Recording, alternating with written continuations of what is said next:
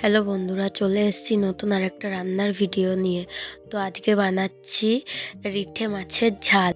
মাছটাকে কেটে ধুয়ে আলু আর মশলা নিয়ে নিয়েছি।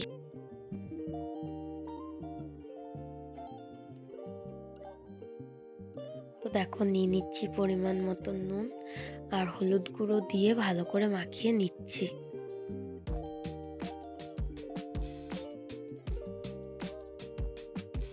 তো দেখো, কড়াই বসিয়ে সর্ষের তেল দিয়ে দিয়েছি। তেলটা গরম হয়ে এসছে, একে একে মাছগুলোকে দিয়ে ভালো করে ভেজে নেব।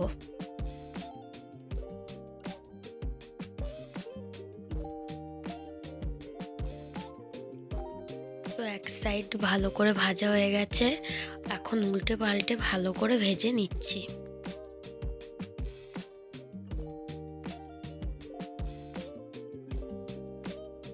মাছগুলো ভাজা হয়ে গেছে, তো এখন তুলে নেব।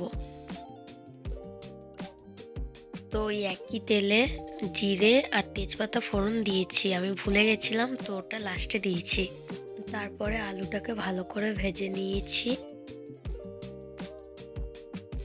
কুচিয়ে রাখা টমেটো আর দুটো কাঁচা লঙ্কা দিয়ে ভালো করে নাড়িয়ে নিচ্ছি।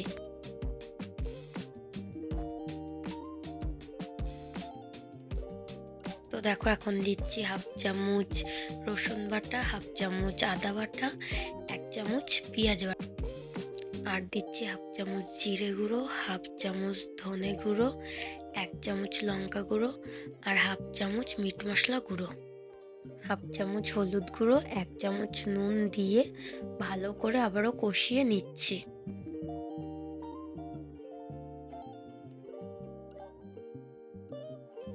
তো দেখো, মশলাটা কষে গেছে, এখন পরিমাণ মতন জল দিয়ে নিচ্ছি।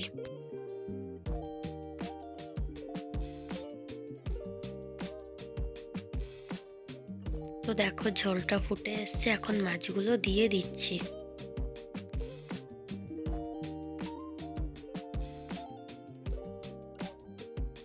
তো দেখো, তরকারিটা হয়ে এসছে, উপর দিয়ে ধনেপাতা কুচি দিয়ে নামিয়ে নেব।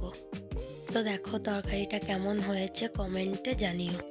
তো আমার পাশে থেকো, আমাকে সাপোর্ট করো, যাতে আরো ভালো ভালো রান্নার ভিডিও আনতে পারি।